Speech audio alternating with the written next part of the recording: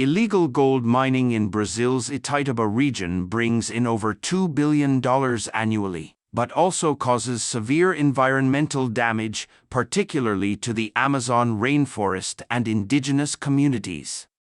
The industry has grown due to lax regulations and soaring gold prices, making Itaituba a major hub for illegal gold trade. Dwindled. Proliferate. Wildcatters. Crackdown. Riverfront. Dredgers. Backhoes. Intimidating.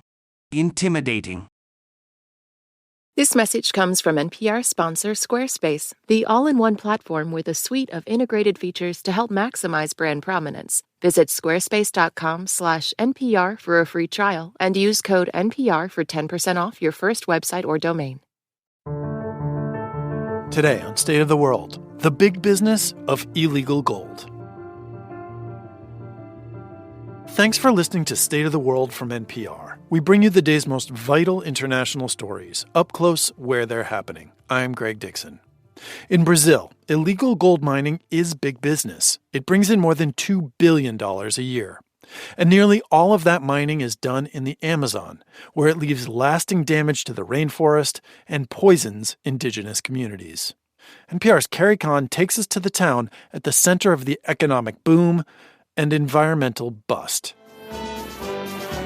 The heart of Brazil's tainted gold industry is here, deep in the Amazon, in the town of Itaituba, nicknamed Gold Nugget City. The city's official anthem praises its gold past. Its heroes are prospectors who worked the land with just a pick and a promise of riches. A statue of a pioneer panning for gold graces the city's tiny plaza on the banks of the broad Tapajós River. Itaituba's 62-year-old mayor embodies its lore. Só tinha duas ruas. O aeroporto era aqui do lado. There were only 2 streets in the city when I arrived, recalls Valmir Climaco sitting in his city hall office. That was during Itaituba's gold rush of the 1970s and 80s. Era mais fácil ganhar dinheiro, eu vim. Aí depois eu trouxe. It was a lot easier back then to make money, he says. Mining was so good, he sent for his 13 siblings, then for his mom and dad. Aí meu pai e minha mãe já morreu aqui. But while legal areas for mining have dwindled over the years, the gold industry continues to grow.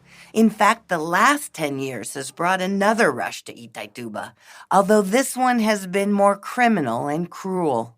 Fueled by soaring global gold prices and lax environmental protection under Brazil's previous far-right president, the illegal trade has also been aided by a clever bill slipped through Congress 10 years ago. Dubbed the Good Faith Law, it gave gold buyers and sellers easy cover to trade in illegally mined gold. It also made Itaituba ground zero for gold sales. Junior Cesar Gomez watches as a blowtorch is ignited in the back of a small shop where he works. Freshly mined gold is heated, cleaned, and weighed here. Meu pai, uns 40 anos, bastante tempo. Gomez says his dad was a prospector for 40 years, but he's never mined. Dozens of these gold shops line the streets of Itaituba. Prosecutors, lawmakers, and activists say they are the first and most critical stop in Brazil's gold trade, and often the murkiest. Since passage of the Good Faith Law in 2013, gold buyers only need the seller's good word that everything is legit. No proof is necessary. Gomez insists he does more. Não tá valendo mais. Ela venceu. Driving that point home, he even rejects 2 customers while I'm visiting. Their paperwork didn't check out, he says. Earlier this year, Brazil's Supreme Court suspended the Good Faith Law and told the government to write new rules. They did, but the bill has stalled in Congress. And illegal gold operations continue, say activists, now outproducing Brazil's legal mining. It's huge. Larissa Rodriguez of the environmental think tank Instituto Escolas says as much as 54% of gold mined in Brazil, more than $2.5 billion in 2021, was tainted. She says the good faith bill helped profits boom and illegal operations proliferate, many now with ties to organized crime. Because everyone involved in illegal trade was protected, and with this protection felt they could invest more. They could go forward with their illegal activities. They invested in expensive, heavy equipment, replacing men with picks. River dredging and clear-cutting that took wildcatters a month could now be done in a week. Deforestation exploded, leaving behind gouged-out slurry pools tainted with mercury, used heavily in the mining process, polluting many of the Amazon's rivers. Alessandra Corap knows this well. There are few fish she'll eat these days. She's cleaning a pile of the big-bellied fish in her small Mundukuru indigenous community outside Itatuba. Esse aqui tem menos mercúrio. This species only eats berries, not other fish, so it has the least amount of mercury, she says while washing the smell off her hands. Corap walks to the banks of the Tapajos River and looks out. She says her community is under siege. Tanto que sai avião, caminhonete dentro das terras indígenas. We see so many planes and trucks going in and out of indigenous lands and through our rivers. It's so easy for them, she says. She applauds the stepped-up enforcement by leftist President Luis Inácio Lula da Silva. He's vowed to end Amazon deforestation by 2030. At City Hall, Itatuba's mayor Valmir Climaco says he's worried the crackdown is hurting his town's livelihood. Olha, se o garimpeiro trabalhar que nem manda Look, he says, if the prospector follows the law, I don't see anything bad. And like many in Itatuba, he wants to make sure the 20 million people who work throughout the Amazon can earn a living.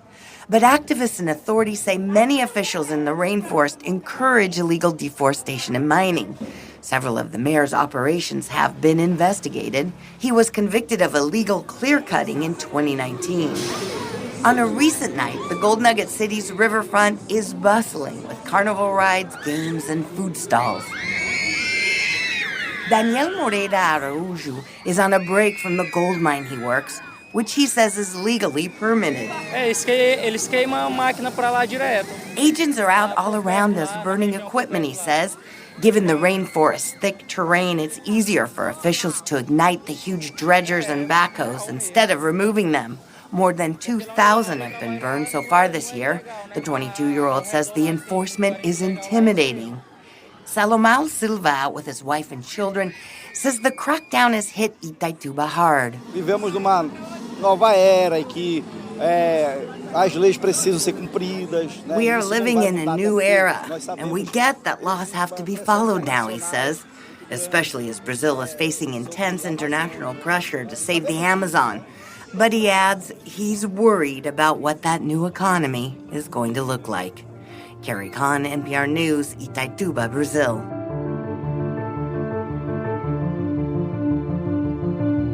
That's the state of the world from NPR. And please stick with me for a quick word here. We know you value NPR's reporting from around the world, like coverage of difficult environmental issues from Carrie Khan in Brazil. Your financial support makes it possible for us to bring you these kinds of stories, because even though our journalism is freely available, it is not free to produce. So, thank you for supporting us through State of the World Plus or by donating to public media.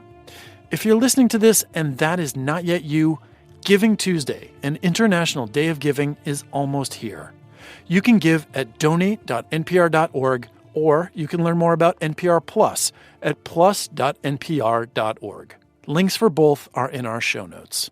Thank you for supporting us. Thanks for listening, and we'll see you again soon.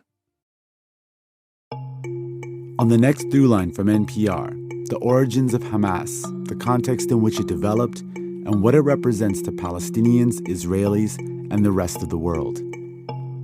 Listen to Throughline wherever you get your podcasts. This message comes from NPR sponsor GiveWell. There are over 1.5 million nonprofit organizations in the United States and millions more around the world. How do you know which ones can make a big impact with your donation? GiveWell was founded to help donors with that question. You can find all of their research and recommendations on their site for free. If you've never donated through GiveWell before, get your donation matched. Go to GiveWell.org and pick Podcast and enter NPR at checkout. This message comes from NPR sponsor Organic Valley, a farmer-owned cooperative dedicated to bringing ethically sourced food to the people. Those who choose Organic Valley support more than 1,600 small organic family farms across the country that are doing big things for the environment, like keeping more than 500 million pounds of toxic pesticides off the land since 1988. Discover climate-friendly dairy at ov.coop/ethically sourced.